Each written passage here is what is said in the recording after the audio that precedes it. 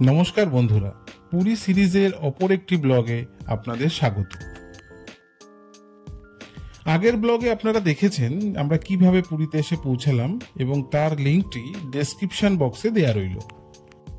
যারা আমাদের চ্যানেলে নতুন তারা অবশ্যই চ্যানেলটিকে সাবস্ক্রাইব করে নেবেন এবং বেল আইকনটিতে ক্লিক করে নেবেন, তাহলে আমাদের ভিডিওগুলির নোটিফিকেশন আপনারা পেতে থাকবেন।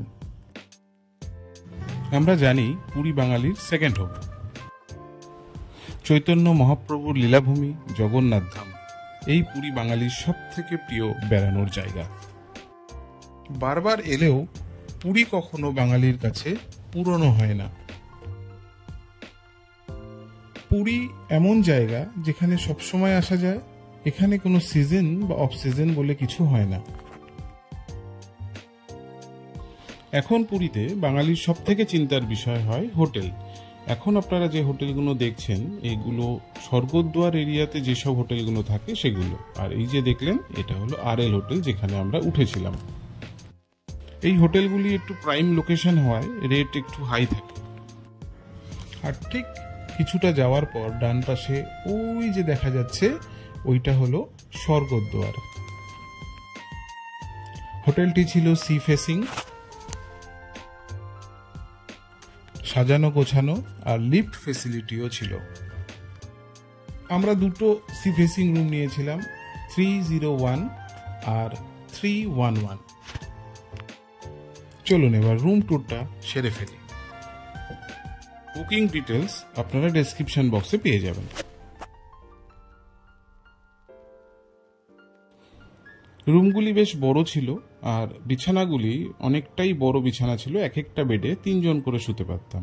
আর ঠিক বিছানা থেকেই আমরা টোটাল সমুদ্রটাই দেখতে পেতাম।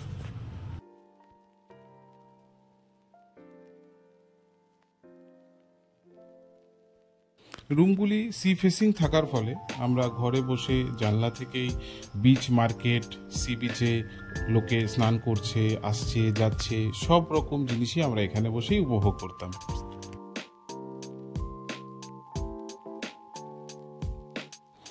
আমাদের রুমটা এয়ার কন্ডিশন ছিল আর রুমটার সাথে একটা ব্যালকনি ছিল। এই দেখুন সেই ব্যালকনি, যেখান থেকে আমরা সম্পূর্ণ সি বিচটা দেখতে পারতাম।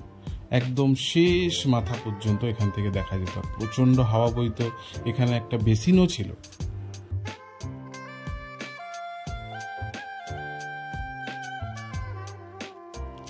এই ব্যালকনিটা আমাদের সবার খুব প্রিয় জায়গা ছিল, আর বিশেষ করে তুহিনার তো এটা সব থেকে প্রিয় জায়গা ছিল, কারণ ও সারাটা দিন এখানে বসে সমুদ্র দেখত।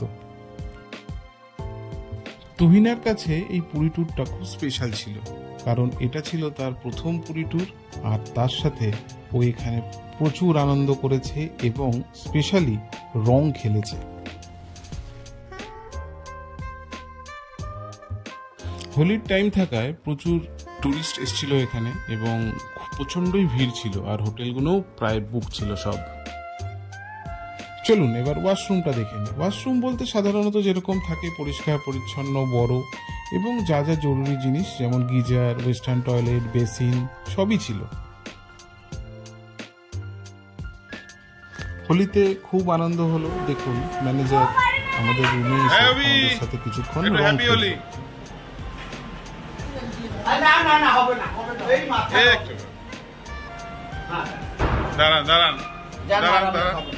হ্যাপি হোলি বলুন। আর তুহিনার তরফ থেকেও সকলকে হ্যাপি হোলি। হ্যাপি হোলি।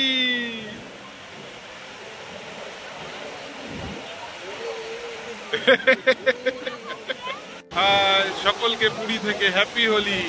আজ আমাদের পুরীতে শেষ দিন, কাল সকালেই আমরা এখান থেকে রওনা দেব, তাই সকলকে হ্যাপি হোলি। আর একদম সমুদ্রের কাছ থেকে একটা সুন্দর ছবি আপনাদের জন্য।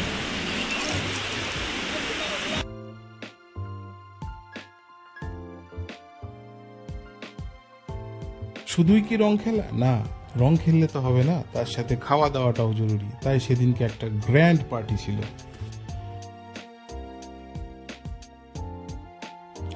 মেনুর ডিটেলসে আর গেলাম না, সে তো দেখেই বুঝতে পাচ্ছেন মেনুটা গ্র্যান্ড ছিল। আর খিদেতে বুঝতেই পাচ্ছেন সকলের তখন অবস্থা খুবই খারাপ। তো ঝটপট সবাই লেগে পড়লাম খাওয়াতে। রং খেলা, সমুদ্র স্নান, খাওয়া দাওয়া সবটাই হলো। এরপরে যে দৃশ্যটা আপনারা দেখবেন সেটা সত্যি অবাক করা। দেখুন, কেউ কেউ কি এরকম সমুদ্র আগে দেখেছেন? সেটা জানাবেন অবশ্যই কমেন্ট করে। আর এই ভিডিওটি দেখে যদি আপনাদের ভালো লাগে তাহলে অবশ্যই লাইক, শেয়ার এবং চ্যানেলটিকে সাবস্ক্রাইব করবেন। নমস্কার।